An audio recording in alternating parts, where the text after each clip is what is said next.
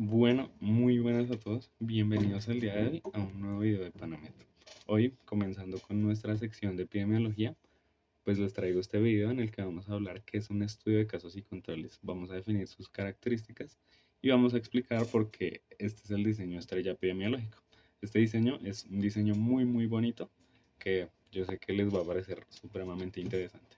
Entonces, esta es la bibliografía de la cual saqué la información, este artículo de diseño de casos y controles, y lo complementé de los libros de epidemiología básica de la OMS y la epidemiología de Gordis. ¿Listo? Entonces, bueno, vamos a comenzar con una pequeña introducción. Digamos que la primera persona en comenzar a hablar de estudio de casos y controles fue el señor John Snow. John Snow, en el siglo XIX, durante la epidemia del cólera, él comenzó a comparar las personas que tenían y no tenían la enfermedad. Se comenzó a preguntar a estas personas dónde residían y qué factores de riesgo tenían en común. Que por ejemplo en el caso de estas personas el factor de riesgo en común era no tener acceso a agua potable. ¿Listo? Luego ya en la década de los 50, Cornfield, Mantel y Hensel pues ya establecieron las bases metodológicas y estadísticas para la aplicación y el análisis de los estudios de casos y controles. Entonces estos dos médicos lo que nos establecieron fue ya los cimientos para comenzar a hacer este tipo de estudios. Posteriormente, en la década de los 70, Metinen pues demostró la relación que tienen los estudios de casos y controles con los estudios de cohortes, que son los estudios que se relacionan, y ya vamos a explicar la diferencia entre los dos. Entonces, bueno, ¿cómo vamos a definir estos estudios de casos y controles?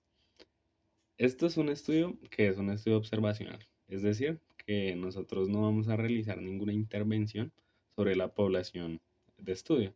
Simplemente vamos a comparar dos grupos en un periodo definido de tiempo. Y vamos a tener dos grupos. Un grupo al que vamos a llamar casos, que son personas afectadas por una condición o enfermedad en particular, y los controles, que son personas que no padecen de la enfermedad, pero que están expuestos a un factor de riesgo para desarrollar esta enfermedad. ¿Listo? Tenemos los dos grupos. Entonces, ¿de qué se caracteriza? Como les dije, es observacional. No tocamos a los pacientes, no le hacemos nada en ellos. También es un estudio analítico porque busca las asociaciones entre características sobre variables específicas, que en este caso son factores de riesgo, y lo va a relacionar con el desarrollo de una enfermedad en específico.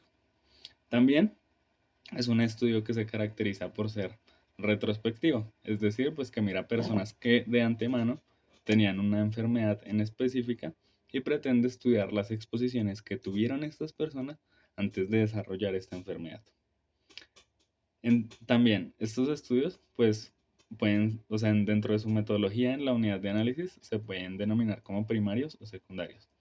Primarios, es decir, que se realiza con entrevistas con los sujetos de investigación, o secundarios, que retrospectivamente se miran historias clínicas y se miran estas historias clínicas si estos pacientes estuvieron expuestos a este factor de riesgo. Entonces, en esta imagen, pues aquí les traía la diferencia entre lo que es un estudio de cohortes y un estudio de casos y controles. Entonces, como vemos aquí, en un estudio de casos y controles, les decía, tenemos un grupo de casos, un grupo de controles, y vamos a estudiar la asociación, el factor de riesgo que de pronto los llevó a desencadenar la enfermedad, a estos pacientes que tienen la enfermedad, ayudándonos con la comparación de los pacientes que no tienen la enfermedad, pero que están en riesgo de desarrollarla.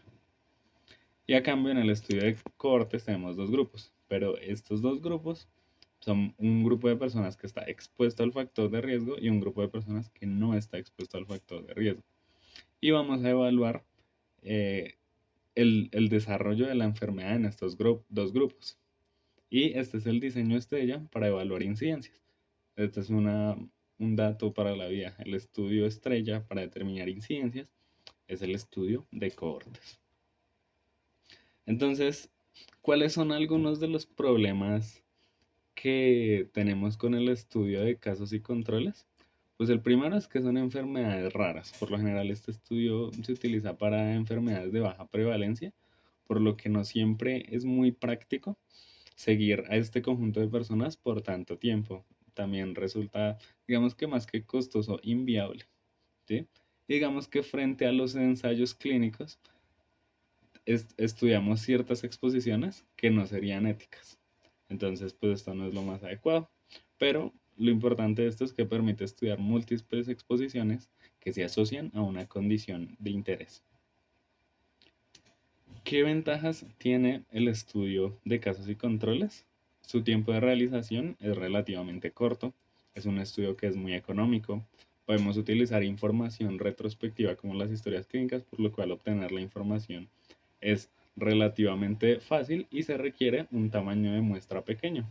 No es como en los ensayos clínicos que para que sea significativo necesitamos una muestra muy grande, ¿no? Aquí la muestra no es tan importante porque, como les dije, al ser un estudio en el que se busca evaluar condiciones raras, pues no es necesario una muestra tan grande porque también es muy difícil tener una muestra muy grande de enfermedades muy raras.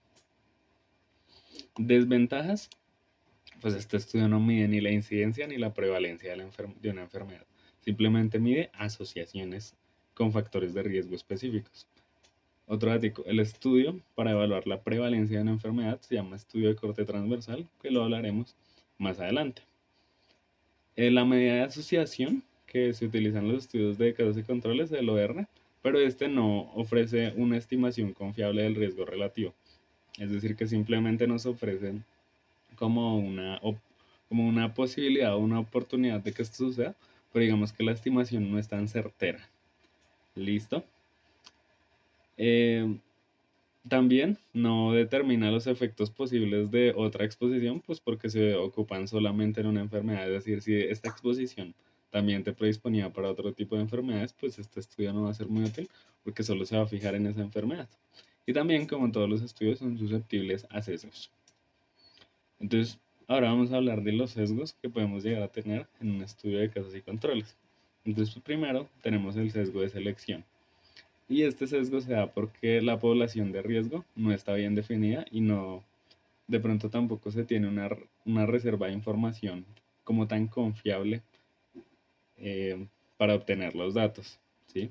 El otro es el sesgo de información en el que la información de la cual se obtiene los datos es diferente de los casos que de los controles. Esto no es lo ideal porque lo que tenemos que hacer es que, digamos que dentro de la metodología se aclare que la información se obtuvo de una fuente común, pues para por lo menos tener en cuenta que son poblaciones similares. El sesgo de confusión, que dentro del estudio encontramos una variable que afecte el encontrar la verdadera exposición.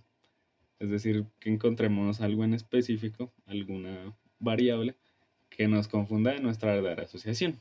Vamos a poner un ejemplo, si estábamos estudiando el tabaco como factor de riesgo para el desarrollo de cáncer de pulmón y de pronto en el estudio encontramos que hay otro factor de riesgo como por ejemplo el consumo de alcohol, pues esto digamos que nos puede llegar a desviar de los resultados. Por eso desde el inicio del diseño nosotros tenemos que plantear qué es lo importante, o sea, qué es lo que tenemos que buscar.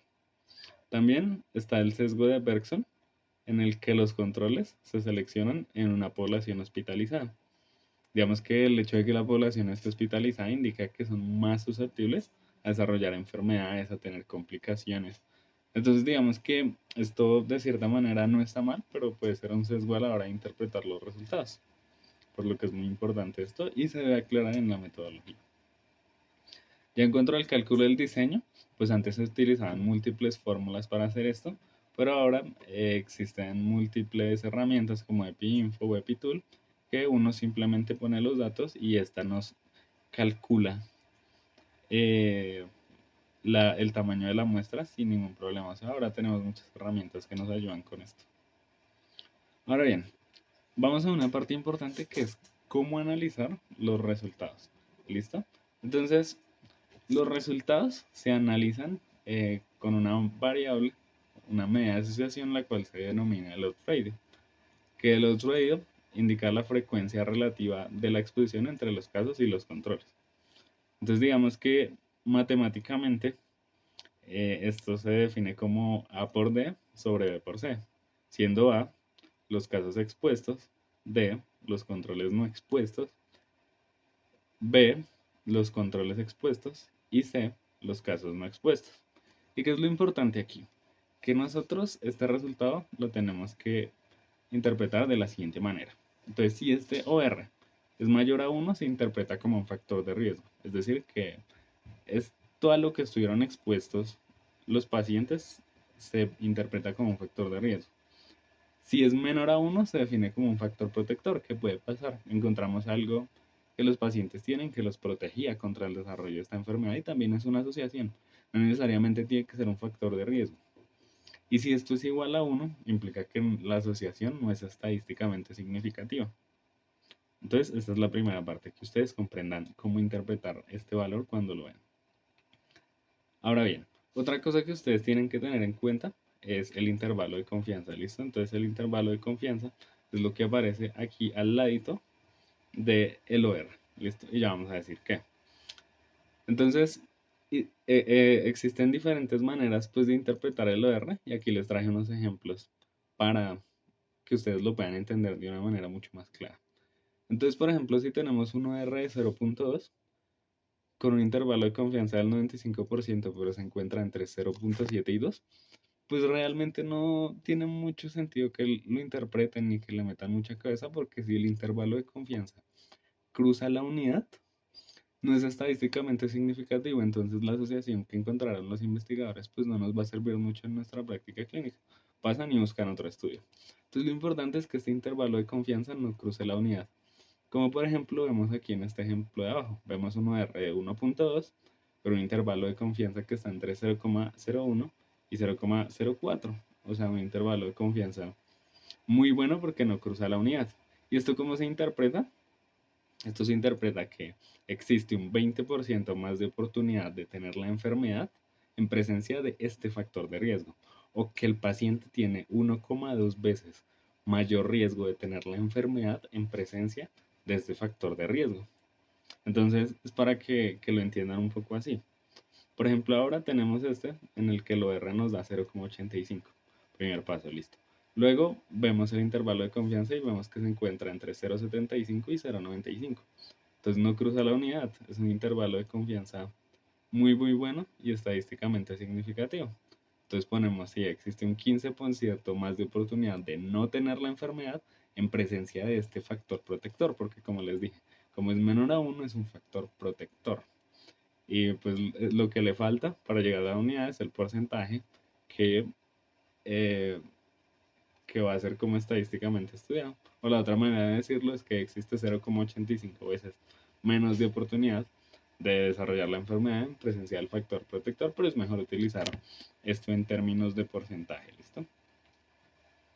Entonces, bueno, ahora vamos a analizar eh, cómo son las maneras en las que un investigador o una persona que esté leyendo el artículo puede interpretar el OR. Entonces el OR lo vamos a ejemplificar de esta manera que es muy fácil. Entonces tenemos un sujeto A que lo vamos a llamar Carlos, que tiene 50.000 pesos, un sujeto B que lo vamos a llamar Juan, que tiene 50.000 pesos. Entonces se puede decir que Juan tiene 3 veces el dinero de Carlos, porque 3 por 50.000 es 150.000, ¿sí? Pero también se puede decir que Juan tiene 2 veces más dinero que Carlos. ¿Por qué 2? Por 50.000 más 50.000 es 150.000. Entonces, si nosotros tenemos estos resultados, pues el investigador los puede interpretar tanto de esta manera como de esta otra manera. Entonces, es muy válido la manera en cómo cada uno lo interpreta. ¿Listo? Entonces, aquí les traigo un ejemplo de cómo vamos a aplicar esto en un estudio real. Entonces, en este estudio los investigadores estudiaron la asociación entre la mutación ERBB4, un polimorfismo genético, con el desarrollo de cáncer de pulmón que no es de célula pequeña. ¿Listo? Entonces, cuando ustedes tengan los resultados y vean el OR, pues nos vamos a fijar en esta tabla, pues que vemos aquí. Entonces, pues por ejemplo, en esta tabla vemos que la mutación que la definen como RS18, ¿sí? Se comporta pues como un factor de riesgo, porque como ven aquí, estamos en 1.73, cruza la unidad y el intervalo de confianza, por ejemplo, en este caso de arriba, cruza la unidad. Pero por ejemplo, en el caso de abajo, que es 1.574, vemos que el intervalo de confianza no cruza la unidad. Es decir, que es estadísticamente significativo. Entonces podemos decir que las personas con un carcinoma celular, pues de células pequeñas, tiene 1.5 veces más posibilidad de desarrollar la enfermedad en presencia de esta mutación con un intervalo de confianza significativo. ¿Listo? Y pues también, por ejemplo, aquí encontraron otra asociación que está relacionada con el estadio en el que se encuentra el cáncer. Entonces, por ejemplo, cuando está en un estadio 3 y 4, esto también se comporta como un factor de riesgo, sobre todo para el pronóstico de supervivencia, que es lo que estaban midiendo los investigadores. Entonces, las personas con un estadio 3 y 4 es, tienen 1,5 veces más riesgo pues de morir en comparación con los pacientes que no tienen este factor de riesgo. Y pues también la mayoría de estudios nos muestran el análisis de cada variable. Y pues como les dije, pueden haber variables que dentro del proceso nos pueden llegar a confundir. Pero por ejemplo vemos aquí la edad. ¿La edad tiene alguna incidencia en esto? Vemos que no, porque el intervalo de confianza cruza la unidad. Y así sucesivamente vamos a ir mirando todas las variables para ver si puede haber alguna variable confusora o alguna otra asociación que hayamos encontrado dentro del proceso. ¿Listo? Y eso sería todo. Muchísimas gracias.